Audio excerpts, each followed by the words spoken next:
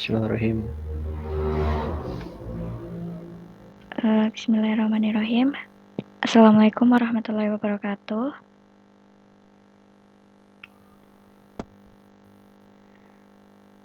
Pada kesempatan kali ini kami akan mempresentasikan hasil diskusi kelompok kami, yakni tentang muamalah.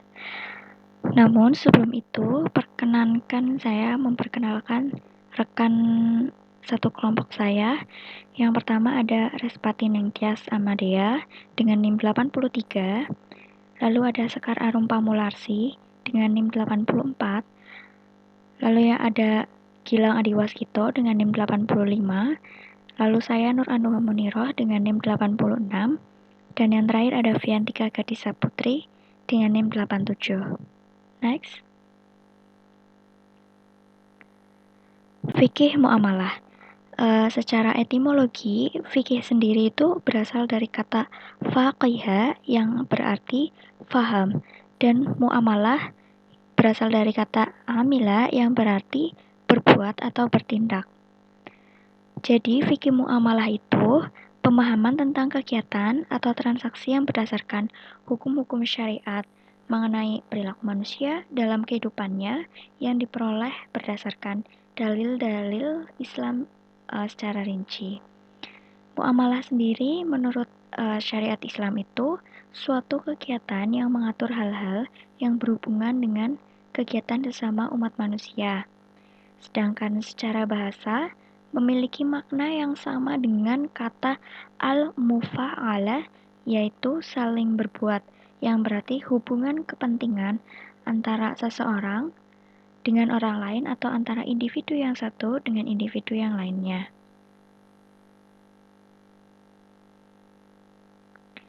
Lalu, apa sih ruang lingkup muamalah itu? Di muamalah ada apa saja? Sebenarnya ruang lingkup muamalah itu sangatlah banyak dari segi politik, sosial, ekonomi, dan lain sebagainya. Karena ruang lingkup muamalah itu meliputi transaksi kehartabendaan seperti perkawinan, jual beli, sengketa, gugatan, dan lain-lain. Dan seiring berkembangnya teknologi dan zaman, juga menyebar ruang lingkupnya menjadi lembaga keuangan syariah. Maka pembahasan fikih muamalah meliputi akad-akad juga seperti akad jual beli atau akdu ala bai, jaminan atau arhon, titipan atau wadiah, dan lain-lain. Karena muamalah lingkupnya banyak sekali, kami hanya membahas 5 ruang lingkup muamalah yang paling sering muncul di dalam kehidupan sehari-hari. Yang pertama itu ada jual beli, yang kedua ada riba, yang ketiga ada arhan atau gadai, yang keempat ada syirkah atau kerjasama, yang terakhir ada ariyah atau pinjam-meminjam. Yang selanjutnya, jual beli akan disampaikan oleh Respati Ningtyas. Yang pertama adalah jual beli. Pengertian jual beli secara bahasa berarti pertukaran sesuatu dengan sesuatu. Pengertian jual beli secara syara adalah tukar-menukar harta dengan harta untuk memiliki dan memberi kepemilikan. Dalil nakli tentang jual beli. Tidak ada dosa bagimu untuk mencari karunia atau rezeki hasil perniagaan dari Tuhanmu. Quran Surat Al-Baqarah Juz 2 ayat 198. Yang kedua hadis. Nabi Shallallahu Alaihi Wasallam ditanya tentang mata pencaharian yang paling baik. Beliau Shallallahu Alaihi Wasallam menjawab, seseorang bekerja dengan tangannya dan setiap jual beli yang mabrur.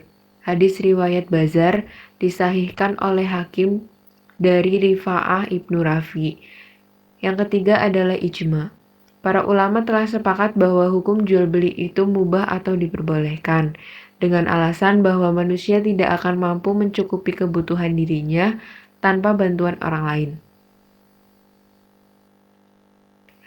Selanjutnya adalah rukun jual beli. Rukun jual beli yang pertama adalah akad atau ijab qabul. Yang kedua, orang-orang yang berakad atau subjek. Yang ketiga, ma'qud alaih atau objek. Yang keempat, ada nilai tukar pengganti barang.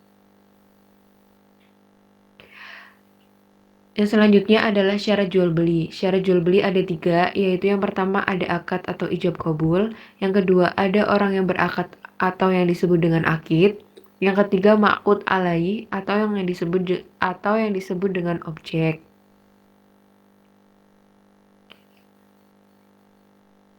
Jual beli yang dilarang. Yang pertama adalah jual beli orang gila, yang kedua jual beli anak kecil, yang ketiga jual beli orang buta, yang keempat jual beli terpaksa, yang kelima jual beli fudul, dan yang terakhir adalah jual beli orang yang terhalang.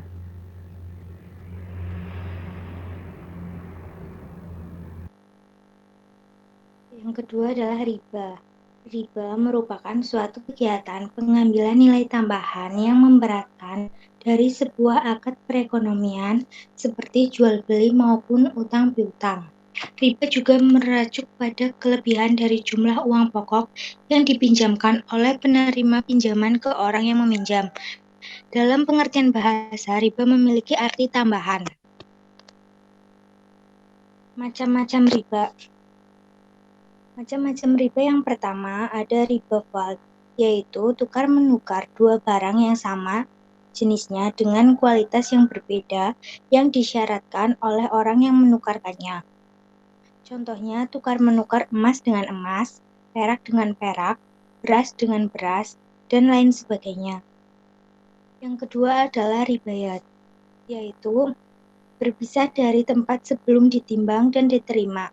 Maksudnya, orang yang membeli suatu barang, kemudian sebelum ia menerima barang tersebut dari si penjual, pembeli menjualnya kepada orang lain. Jual beli seperti ini tidak diperbolehkan, sebab jual beli seperti ini masih dalam ikatan dengan pihak yang pertama. Yang selanjutnya, riba nasi'ah, yaitu riba yang dikenakan kepada orang yang berhutang disebabkan memperhitungkan waktu yang ditangguhkan. Contohnya, Aminah meminjam cincin 10 gram pada Ramlan. Oleh Ramlan disyaratkan membayarnya tahun depan dengan cincin emas sebesar 12 gram.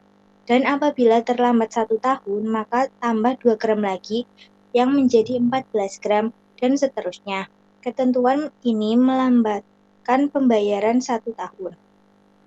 Yang selanjutnya ada riba qadar, yaitu meminjamkan sesuatu dengan syarat yang ada keuntungannya atau tambahan bagi orang yang meminjami atau yang mempiutangi. Contohnya, Ahmad meminjam uang sebesar 25.000 kepada Adi, dan Adi mengharuskan serta mensyaratkan agar Ahmad mengembalikan hutangnya kepada Adi sebesar 30.000, yang berarti ada tambahan 5.000, dan 5.000 itu adalah riba.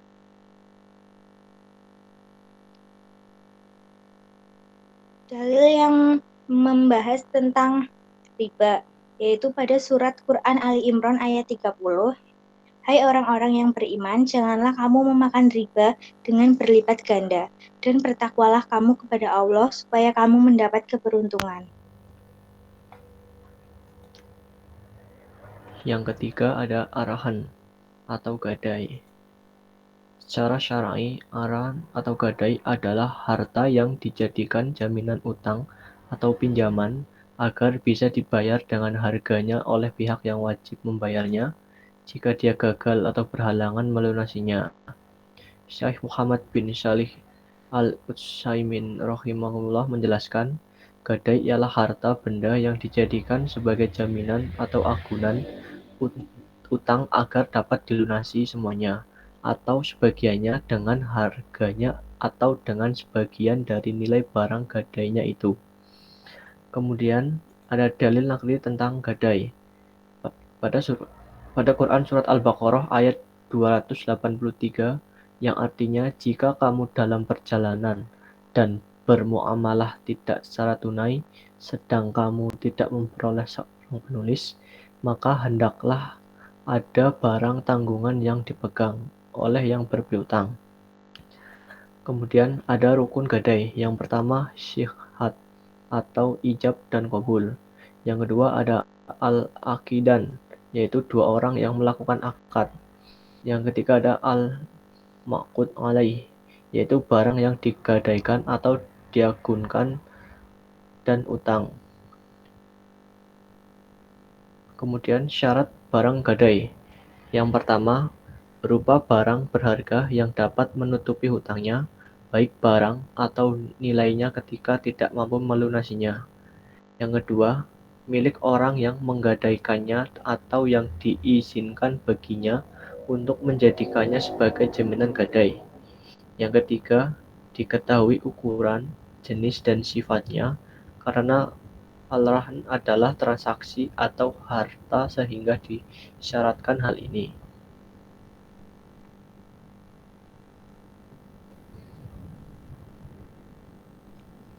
Yang selanjutnya yaitu syirkah atau biasa kita sebut dengan kerjasama.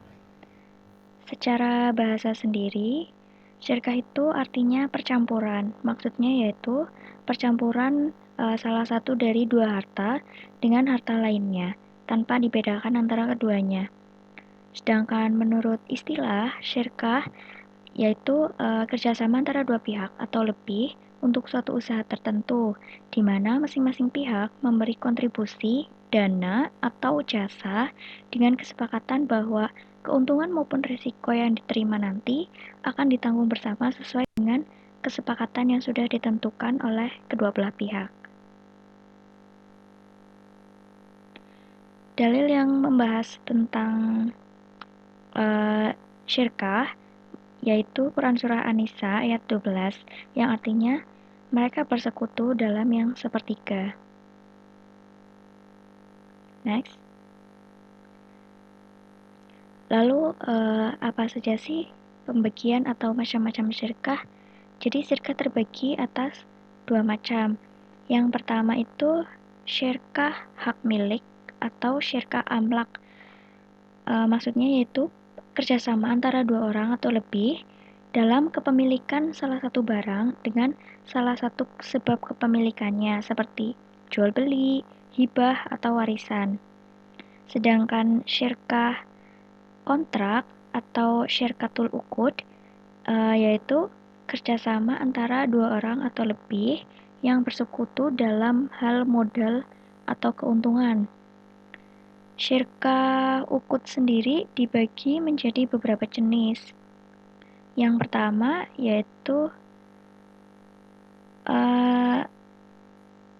sebelumnya di syirkah amlak itu ada dua macam. Yang pertama syirkah sukarela atau syirkah ikhtiar. Syirkah ikhtiar ini itu syirkah yang muncul karena adanya kontrak dari dua orang yang bersekutu. Jadi contohnya dua orang membeli atau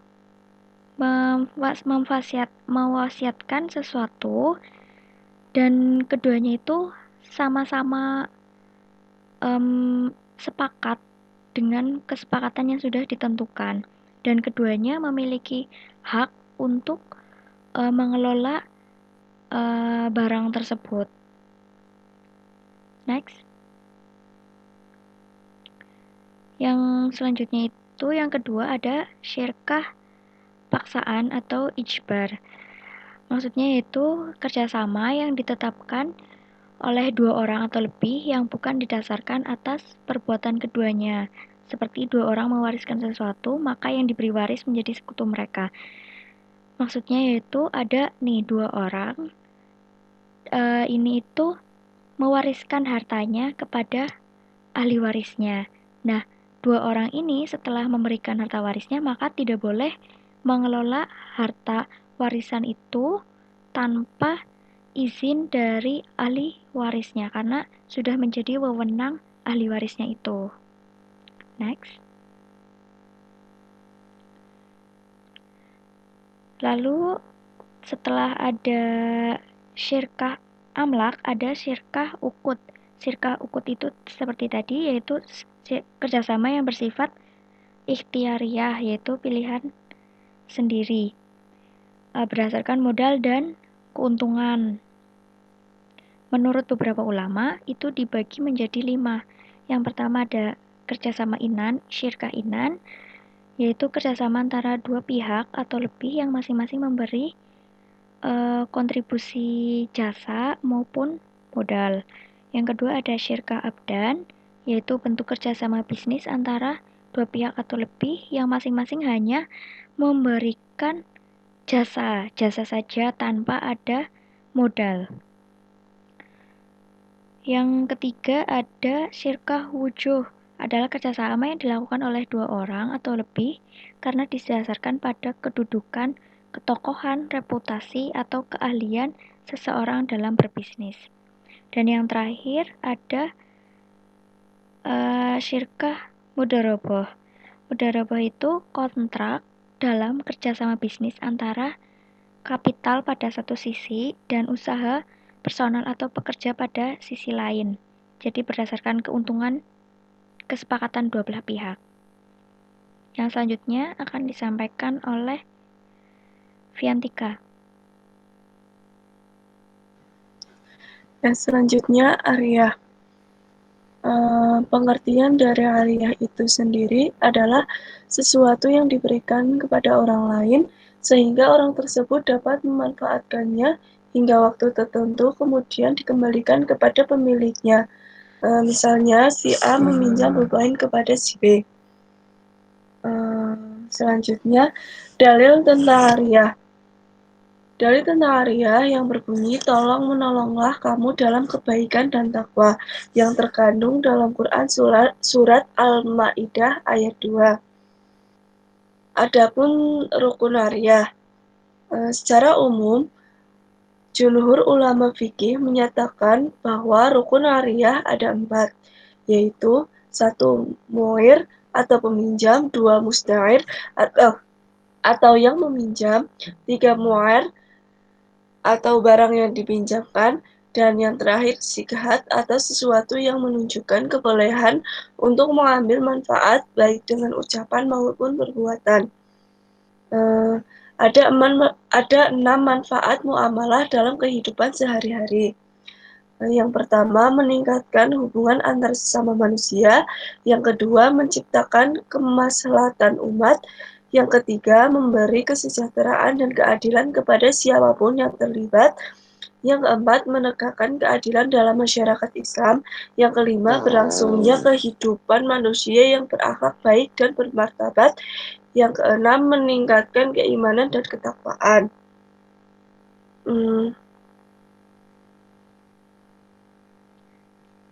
Ya, cukup sekian presentasi dari kelompok kami, kelompok 8. Kurang lebihnya mohon dimaafkan. Saya sebagai moderator juga meminta maaf apabila ada salah kata. Nuhun wal qalami wa mayasturun. Billahi sabilil haq. Astagfirul khairat. Assalamualaikum warahmatullahi wabarakatuh.